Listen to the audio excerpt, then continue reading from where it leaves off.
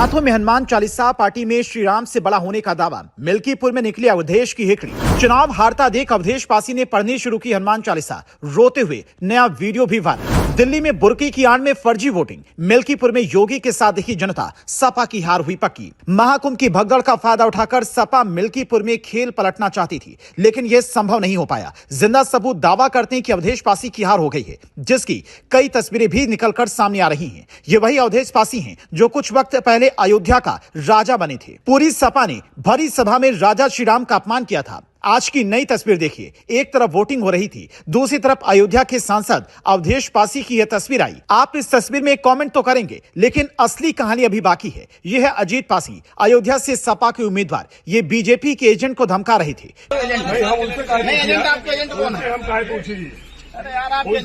आपके एजेंट के उनसे मैं क्यों पूछूं? ये बहुत उनसे मैं क्यों पूछूं? आवाज तेज कहाँ हो? एजेंट बताओ कि एजेंट ये है। आप आइए, अंदर आइए, अंदर आइए।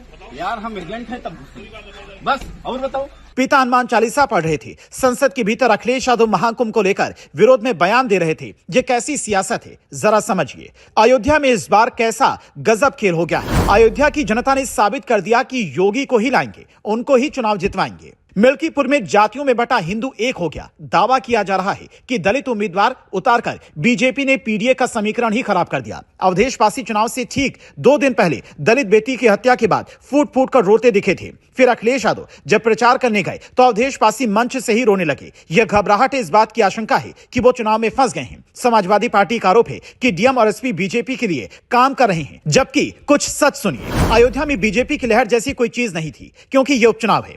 वहां योगी के सम्मान की बात है। जनता के बीच संदेश गया कि अगर इस चुनाव में बीजेपी को हराया तो योगी को ठेस पहुंचेगी, इसीलिए वोट देंगे। अखिलेश यादव कन्नौज से चुनावी मैदान में तो थे, माहौल बनाने के लिए खुद अधिकारियों से लड़ गए थे। ठीक उसी राह पर उनकी पार्टी है। अयोध्या में जब वोटिंग हो रही थी तो अवधेश पासी और अजीत पासी दोनों अपना अपना काम कर रहे थे। ये कैसे हिंदू हैं भाई? चुनाव के दिन हनुमान चालीसा पढ़कर क्या साबित करना पड़ा? मिल्कीपुर में कुल 10 उम्मीदवार मैदान में हैं। मिल्कीपुर में योगी को हराने के लिए पूरी ताकत लगी है। सपा के नेता बुर्के में वोट डलवाने की कोशिश करते पकड़े गए। उपचुनाव में बीजेपी की सरकार होने का फायदा मिलने की चर्चा भी है। कहा जा रहा है कि अधिकारी और सिस्टम बीजेपी के पक्ष में है। सपा नेता अवधेश पासी और उम्मीदवार अजीत पासवान दोनों की छटपटाहट साफ देखी जा सकती है। चुनाव में कौन हार रहा है, कौन जीत रहा है, ये तो 8 को पता चलेगा। लेकिन इतना साफ है कि जो 8 महीने पहले खुद को अयोध्या का राजा समझ रहे थे, उनका घमंड मिल्कीपुर की जनता ने तोड़ डाला है। नतीजे 8 को आएंगे, लेकिन चर्चा यह है कि बीजेपी ने